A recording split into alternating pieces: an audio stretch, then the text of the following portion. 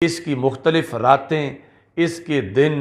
اور اس کے مختلف لمحات جو ہیں ان کے اندر یعنی ایسے بار بار مواقع اس کو ملتے ہیں، خواہ وہ نماز پنجگانہ کی شکل ہو، خواہ نماز تراویح ہو، خواہ وہ وقت افطار ہو، خواہ وہ سحری کی برکتیں ہوں، خواہ وہ صدقہ و خیرات کے مختلف لمحات ہوں۔ بہت سے اس کے اندر ایسے مواقع ہیں کہ جس کی وجہ سے یعنی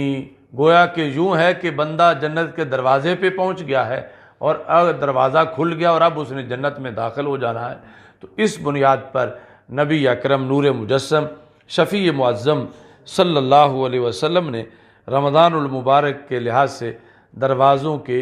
کھلنے کا تذکرہ کیا، اور یہ ایک خاص موسم ہے جس کے اندر یعنی جنت کو حاصل کرنے کے لیے جو زیادہ ترجیحی بنیادوں پر طریقے ہیں ان کا ذکر کیا گیا۔ اوقات کے لحاظ سے جس طرح کہ پہلے ذکر ہوا والدین کی خدمت کا، تو الجنت تحت اقدام الامہات کہ جنت ماؤں کے قدموں کے نیچے ہے، تو یعنی وہ جنت کے جس کے اتنے فضائل ہیں اور جس کے لحاظ سے بہت زیادہ جد و جہد کی دعوت دی گئی ہے، تو بندہ مومن کو ایک طرف تو محلے کی مسجد کی طرف متوجہ کر کے جنت دکھا دی گئی، اور دوسری طرف گھر کے اندر ہی اس کے لیے یہ اہتمام ہے کہ تم اپنی سیٹ کنفرم کر لو، تم جنت جانے کے لحاظ سے غنیمت جانو کہ تمہاری والدہ زندہ ہیں، اور ان کو جتنا راضی رکھو گے اور جتنی خدمت کرو گے تو اس ذریعے سے تمہیں جنت مل جائے گی۔ اور دوسری طرف فرمایا کہ الوالد اوسط ابواب الجنہ کہ جو والد ہے بندے کا، وہ ابا جی جو ہیں وہ جنت کا جو سینٹرل گیٹ ہے، درمیانہ وہ اہم دروازہ وہ باپ کو قرار دیا گیا۔ تو اس بنیاد پر رسول اکرم صلی اللہ علیہ وسلم سے جب پوچھا گیا کہ والدین کے حقوق کیا ہیں، فرمایا ہما جنتوں کا و ناروں کا کہ وہ دونوں تمہاری جنت بھی ہیں، تمہاری دوزخ بھی ہیں۔ یعنی اگر تم حقوق پورے کرو گے تو ان کی وجہ سے ہی تم جنت کے مالک بن جاؤ گے، جنت تمہیں ورثہ ملے گا۔ یعنی وہ اتنی بڑی شخصیات ہیں اور ان کا ہونا زندگی میں تمہارے لیے اتنا گولڈن چانس ہے کہ وہ تمہاری جنت ہیں، یعنی ان پر ہی جنت کا اطلاق کر دیا گیا کہ وہ تمہاری چلتی پھرتی جنت ہیں۔ یعنی باپ بھی جنت ہے، ماں بھی جنت ہے۔ ایک تو یہ ہے کہ ماں کے قدموں تلے جنت ہے، اور دوسری طرف یعنی خود ماں کو جنت قرار دیا، باپ کو جنت قرار دیا، اور یہ جو حساس مقام ہے اس پر مطلع کر دیا گیا کہ اگر تم نے ان کے حقوق کی ادائیگی نہ کی تو پھر یہیں سے تمہیں جہنم دھکیل دیا جائے گا، اور اگر تم ان کے حقوق کی ادائیگی کرو گے تو اتنا قریب ہے تمہارے لیے جنت کا دروازہ کہ ہما جنتوں کا کہ یہ تمہارے والدین جو ہیں اللہ نے انہیں تمہاری جنت بنا دیا ہے۔ یعنی ایک طرف جنت کا قیمتی ہونا یہ بڑا اہم ہے کہ موضع صوت من الجنہ خیر من الدنیا وما فیہا، ایک چھڑی ایک کوڑا جتنی جگہ پہ جنت میں رکھا جائے اتنی جگہ جنت کی دنیا وما فیہا سے زیادہ قیمتی ہے۔ تو ایسی قیمتی چیز کے لیے تو بندہ کہتا ہے کہیں دور جا کے بھی لینی پڑے تو لے لے، اور ادھر یہ ہے کہ اس کے گھر کے اندر ہی رب ذوالجلال نے اس کے لیے کتنا اہتمام کر رکھا ہے، ہما جنتوں کا کہ تمہارے والدین تمہاری جنت ہیں، اور پھر محلے کے اندر جو ہے اہتمام کر رکھا ہے خالق کائنات جل جلالہ نے جنت کا۔ اور اس بنیاد پر بھی کہ جس وقت کلمہ حق کی سربلندی کے لیے ایک بندہ گھر سے نکلتا ہے تو یہ اس کے قدم جنت کے قریب اس کو کر رہے ہوتے ہیں، اور اسی بنیاد پر نبی اکرم نور مجسم شفیع معظم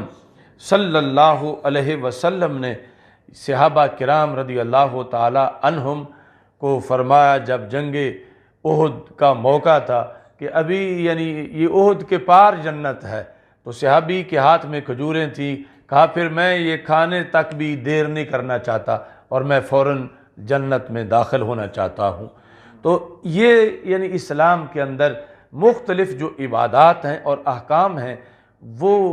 جنت کے حصول کے ذرائع اور جنت کی ٹکٹیں ہیں۔ نبی اکرم نور مجسم شفیع معظم صلی اللہ علیہ وسلم نے یہاں تک فرما دیا کہ جو شخص مجھے اپنی زبان کی ضمانت دے دے کہ وہ زبان کا غلط استعمال نہیں کرے گا، اور اپنی شرمگاہ کی ضمانت دے دے کہ وہ شرمگاہ کے لحاظ سے کسی طرح بھی کوئی غلطی کا ارتکاب نہیں کرے گا، تو سرکار فرماتے ہیں میں اس کو جنت کی ضمانت دے دیتا ہوں، میری طرف سے اس کو گارنٹی ہے کہ وہ جنت میں اس کو پہنچایا جائے گا۔ تو اس بنیاد پر یعنی جنت اگرچہ پوشیدہ ہے، غیب ہے، لیکن ایمان بالغیب کی بنیاد پر اس کے وجود، حقیقت اور اس میں جانے کے لحاظ سے ہمیں ان احکام کے اندر متوجہ کیا گیا، اور نبی اکرم نور مجسم شفیع معظم صلی اللہ علیہ وسلم کی ظاہری حیات میں تو پھر اور بھی ذرائع تھے، اسی بنیاد پر صحابہ کرام رضی اللہ تعالی عنہم کا کوئی مقابلہ نہیں کر سکتا اور ان کا کوئی ہم پلہ نہیں ہو سکتا کہ اس وقت جو جنت کا ملنا اور جہنم سے دوری اور نار جہنم کا حرام ہو جانا، اس کے لیے تو ایک بندہ جس وقت رسول پاک صلی اللہ علیہ وسلم کی زیارت کرتا تھا ظاہری حیات کے اندر ایمان کی شکل میں، تو یہی جنت جانے کا بہت بڑا راستہ تھا، اور اس کے ساتھ بھی مختلف مواقع تھے۔ مثلا جس وقت حضرت عبداللہ بن عباس رضی اللہ تعالی عنہ فرما رہے تھے کہ اگر تم چاہو تو میں تمہیں بتاؤں جنتی خاتون کے بارے میں، تو فرمایا کہ یہ جو کالے رنگ کی خاتون ہے یہ جنتی ہے، اور اس کے جنتی ہونے کے لحاظ سے فرمایا کہ میں پاس موجود تھا رسول اکرم صلی اللہ علیہ وسلم کے، تو یہ خاتون آئیں اور انہوں نے کہا اسرع و تکشف، کہ مجھے مرگی کا دورہ پڑتا ہے اور میں بے ہوش ہو جاتی ہوں، تو اس میں میرا پردہ جو ہے وہ ٹھیک نہیں رہتا، تو فد اللہ ان یعافینی، اللہ سے دعا کرو کہ رب ذوالجلال مجھے عافیت عطا فرما دے، یعنی بیماری دور ہو جائے اور میرا پردہ جو ہے اس میں فرق نہ آئے۔ تو رسول اکرم صلی اللہ علیہ وسلم نے فرمایا ان شئت صبرت فلک الجنہ و ان شئت دعوت اللہ ان یعافیک، کہ اگر تم چاہتی ہو تو بیماری پہ صبر کر لو تمہیں جنت مل جائے گی، اور اگر چاہتی ہو تو میں پھر دعا کر دیتا ہوں اور بیماری دور ہو جائے گی۔ یعنی دونوں چیزیں حتمی اور کنفرم تھیں کہ بیماری بھی یقیناً چلی جائے گی اور جنت بھی یقیناً مل جائے گی۔ یقیناً کا معاملہ ہی تھا، تب حضرت عبداللہ بن عباس کہہ رہے تھے کہ کسی نے جنتی خاتون کے بارے میں جاننا ہو تو یہ جنتی ہیں۔ تو کیسے ان کو جنت ملی کہ رسول اکرم صلی اللہ علیہ وسلم کا دریائے رحمت جوش میں تھا، تو اگر آپ کو جنت کے لحاظ سے سیٹیں کنفرم کرنے کا اختیار نہ ہوتا تو سرکار کیسے یہ فرماتے کہ مرضی ہے تو یہ لے لو، مرضی ہے تو یہ لے لو۔ تو نبی اکرم نور مجسم شفیع معظم صلی اللہ علیہ وسلم نے جس وقت یہ آپشن دونوں رکھے تو وہ صحابیہ رضی اللہ تعالی عنہا انہوں نے یہ کہا کہ اصبروا یا رسول اللہ صلی اللہ علیہ وسلم، بیماری کا کوئی نہیں، میں بیماری پہ صبر کر لیتی ہوں، آپ مجھے جنت عطا کر دیں۔ تو یہ مواقع بھی یقیناً تھے، اور نبی اکرم نور مجسم شفیع معظم صلی اللہ علیہ وسلم نے پھر قیامت تک کی امت کے لیے مواقع بنا دیے، جس طرح کہ ہمیں اس وقت خصوصی طور پر رمضان المبارک کے لمحات جو ہیں وہ میسر ہیں کہ جس میں ہر افطاری کے وقت جو ہے وہ لاکھوں لوگوں کو جہنم سے بری کیا جاتا ہے، ہر رات میں پروانے جہنم سے آزادی کے جاری ہوتے ہیں اور جنت جو ہے وہ بانٹی جاتی ہے۔ اس مہینے کے اندر یعنی نبی اکرم نور مجسم شفیع معظم صلی اللہ علیہ وسلم نے اسی بنیاد پر اس کے آنے سے پہلے خطبہ دیا، قد اظلکم شہر عظیم شہر مبارک، کہ وہ مہینہ آ گیا ہے کہ جو عظیم مہینہ ہے، ہر گھڑی جس کی عظمت والی ہے، اور جو مہینہ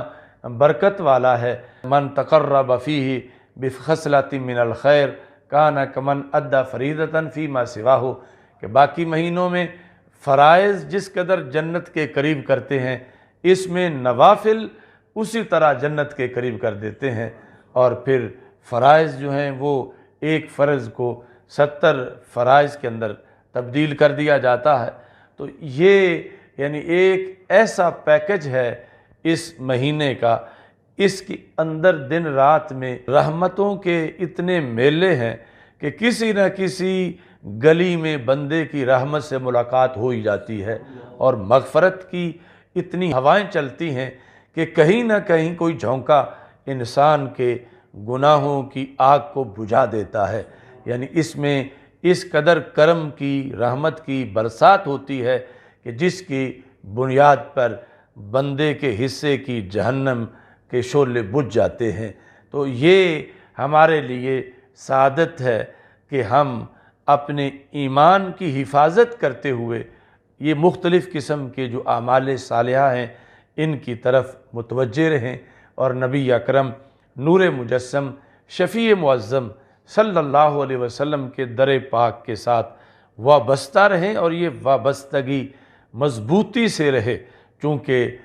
جنت کی جو سب سے بڑی شاہراہ ہے وہاں ہر طرف جھنڈے اسم محمد صلی اللہ علیہ وسلم کے ہی لہرا رہے ہیں۔ ہمارے آقا صلی اللہ علیہ وسلم نے ارشاد فرمایا کہ خالق کائنات جل جلالہ نے ہر نبی کو لکل نبی دعوت مستجابہ، ہر نبی کو ایک کوٹا دیا گیا کہ ایسی دعا کہ جو یقیناً قبول تھی، تو فتعجل کل نبی دعوتہ، ہر نبی نے وہ دعا مانگ لی۔ فرمایا انی اختبات دعوتی، میں نے وہ دعا چھپا کے رکھی ہوئی ہے،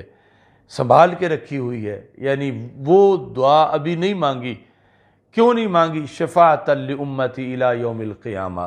کہ وہ دعا مانگوں گا اور اس کے ذریعے ساری امت کو جنت میں لے جاؤں گا۔ تو اس بنیاد پر ذات رسول صلی اللہ علیہ وسلم پر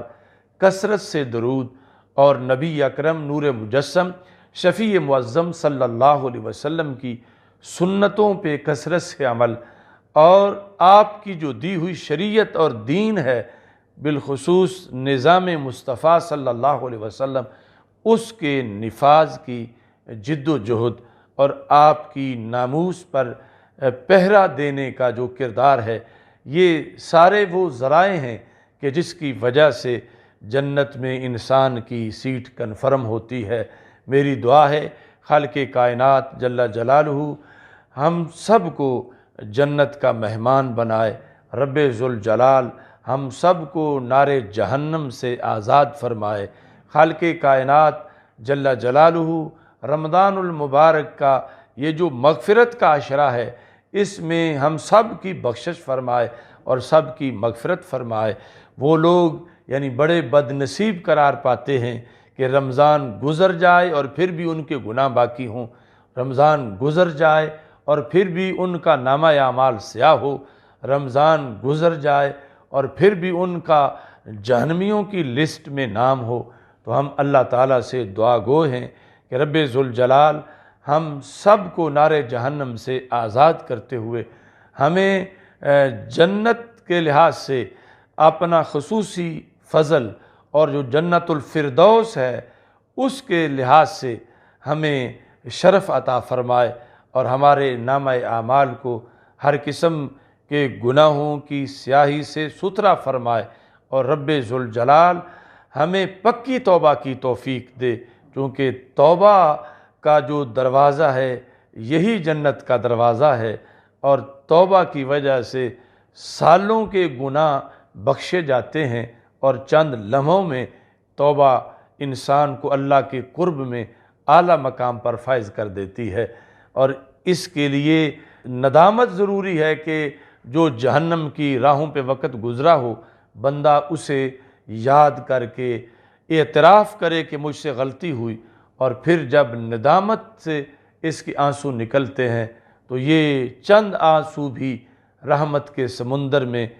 ہلچل مچا دیتے ہیں، اور جس کے نتیجے میں جنت کے دروازے کھلتے ہیں۔ اللہ تعالی ہم سب کو اس مقدس مہینے میں اہل جنت کے معمولات کی زیادہ سے زیادہ توفیق عطا فرمائے۔ وآخر دعوایا ان الحمد للہ رب العالمین۔